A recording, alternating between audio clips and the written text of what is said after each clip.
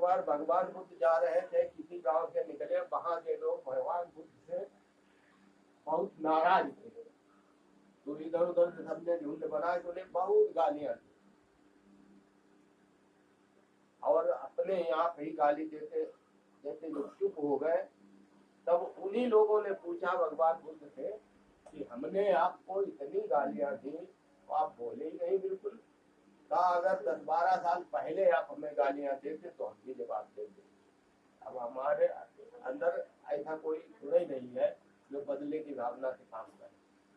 फिर भगवान बुद्ध ने उन्हें बताया कि अभी पीछे गांव में हम होकर जब आ रहे थे तो गांव के लोग सब मिठाई लेकर आए अपनी अपनी तरफ से।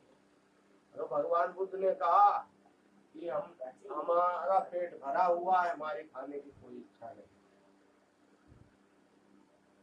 तो वे सब लौटा ले गए। फिर भगवान बुद्ध ने उन्हीं से पूछा, फिर उन्होंने उस मिठाई का क्या किया होगा। तो लोगों ने कहा अपने घर में परिवार में पत्नी बच्चों को बांट दिया। तो कहने का मतलब उनका यही था जैसे मिठाई हमने नहीं ग्रहण की तो परिवार में बट गई पत्नी बच्चों में, ऐसे ही हमने जब गालियां नहीं स्वीकार की तो रूढ़ी तुम्हारे परिवार में चली गई। ऐसे थे भगवान बुद्ध, दयालु थे, सबका ध्यान रखने वाले, और तभी ये विश्व का सबसे श्रेष्ठ धर्म माना गया। ये विदेशी आक्रांताओं ने इस धर्म को नष्ट कर दिया, विध्वंस किया, और विशेष रूप से पुष्यमित्र शुंग जिसने बृहदत्त मौर्य वंश के 10वें राजा बृहदत्त की धोखे से हत्या करके सिंहासन पर कब्जा कर लिया, और उसने इस बौद्ध धर्म को नष्ट करने के लिए 10 दिन तक उसने शाही आदेश दे दिया कि जितने बौद्ध भिक्षु या बौद्धिस्ट मिले उनसे कहो या तो हिंदू धर्म में आ जाए, नहीं तो उनका कत्ल कर दो। एक सिर काट के जो लाएगा वो उसे 100 सोने की मुद्राएं दी जाए। ऐसे सोने की मुद्राओं के लालच में सिर कट कट के आ गए, और अयोध्या में जो सरयू नदी कही जाती है ये घाघरा है। अयोध्या से 2-3 किलोमीटर ऊपर भी घाघरा और नीचे भी घाघरा, तो बीच में सरयू कहाँ से आई।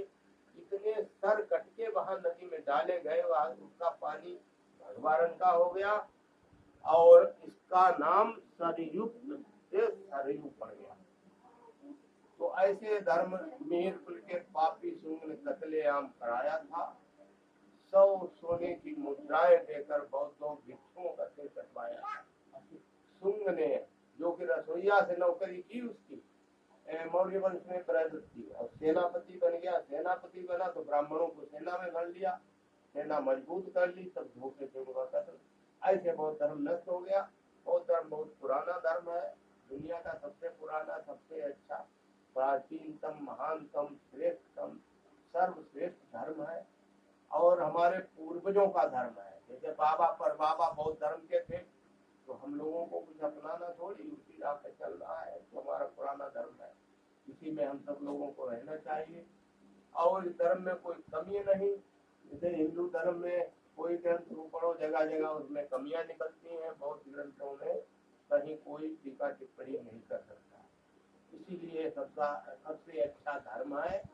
सब लोग इस धर्म को मानो और इसी के अनुसार अपने आचरण करो, और इसी में सबका कल्याण। भवतु शब्द मंगलम रक्षन्तु शब्द देवता सभ्ये बुद्धानुभावेन सदा सोक्ति भवन्ते। भवतु शब्द मंगलम रक्षन्तु शब्द देवता सभ्ये धम्मानुभावेन सदा सोक्ति भवन्ते। भवतु शब्द मंगलम रक्षन्तु शब्द देवता सभ्ये संघानुभावेन सदा सोक्ति भवन्ते। और इन शब्दों के साथ नमो बुद्धाय, जय हिंद।